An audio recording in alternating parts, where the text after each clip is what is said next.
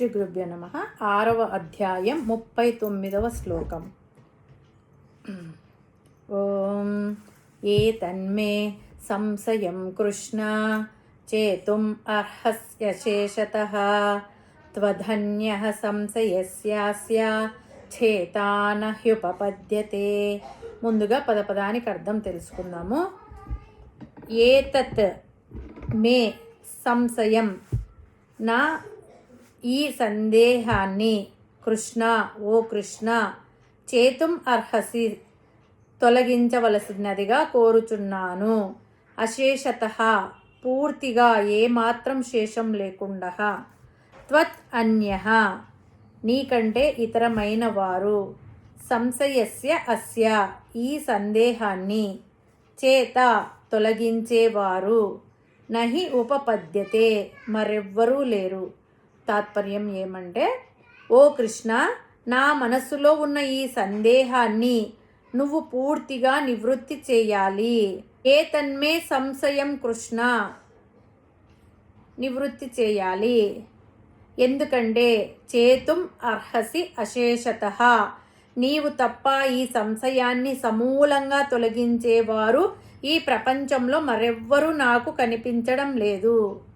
పురాణ కాలంలో కూడా ఎందరో మహర్షులు, యోధులు సందిగ్ధంలో పడినప్పుడు పరమాత్మనే ఆశ్రయించేవారు. శ్రీకృష్ణ పరమాత్మ సర్వజ్ఞుడు, అన్నీ తెలిసినవాడు, భూత భవిష్యత్ వర్తమాన కాలాల జ్ఞానం కలిగినవాడు. కాబట్టి మానవ మస్తిష్కంలో పుట్టే సూక్ష్మమైన సందేహాలను కూడా ఆయన మాత్రమే నివృత్తి చేయగలరు. ఆయనే సాక్షాత్ పరబ్రహ్మ అని పురాణాలు చెబుతున్నాయి. ఇక్కడ అర్జునుడు శిష్యుడిగా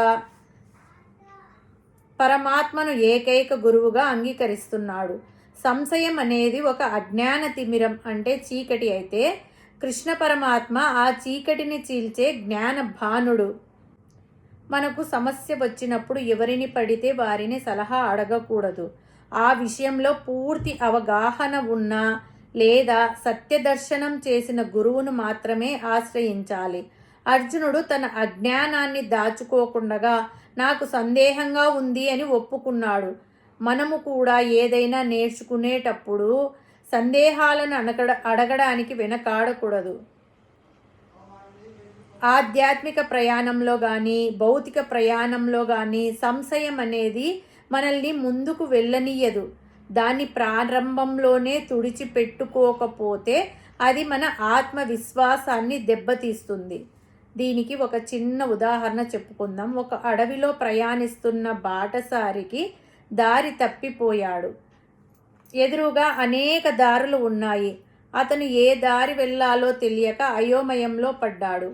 అప్పుడు అతనికి ఆ అడవిని క్షుణ్ణంగా తెలిసిన ఒక వ్యక్తి, అంటే అడవి కాపరి కలిశాడు. బాటసారి ఆ వ్యక్తితో ఇలా అన్నాడు, అయ్యా, నాకు ఈ దారులన్నీ గందరగోళంగా ఉన్నాయి. తప్పుడు దారిలో వెళ్తే నా ప్రాణాలకే ప్రమాదము. ఈ అడవి గురించి నీకంటే బాగా తెలిసిన వారు ఎవ్వరూ లేరు. కాబట్టి నా సందేహాన్ని తీర్చి నన్ను సరైన దారిలో నడిపించు అని చెప్పి అడిగాడు. ఇక్కడ బాటసారి అర్జునుడు, లేదా మనము సామాన్య మనుషులము. అడవి అనేది ఈ సంసారము లేదా జీవితము. అడవి కాపరి శ్రీకృష్ణ పరమాత్మ, ఆయనే గురువు. అర్జునుడు ఏమంటున్నాడంటే, ఆ గురువుని, కృష్ణ, నువ్వే పరమాత్మవి, నువ్వే గురువువి, నువ్వే కర్మఫలదాతవు, పురుషార్థాలను ఇచ్చేవాడివి నువ్వే సాక్షిగా ప్రతి ఒక్కరి హృదయాలలో నిలిచి వారి హృదయాలలో ఉండే ప్రయత్నాలను గమనిస్తూ ఉండేవాడివి.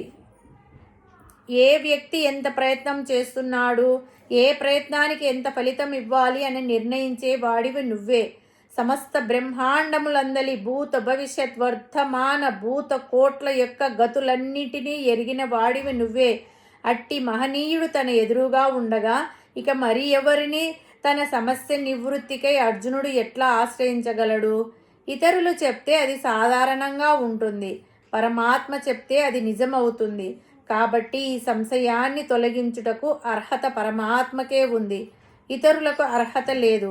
అర్జునుడి సంశయం ఏమిటంటే, ఎవరైనా ధ్యాన యోగం అవలంబించి అందులో స్థిరత్వం లేకుండా ఇటు ఈ లోకాలలో సుఖాలు అనుభవించకుండగా అటు మోక్ష మార్గంను సాధించకుండగా ఉభయభ్రష్టత్వం చెందిన వాడి గతి ఏమిటి?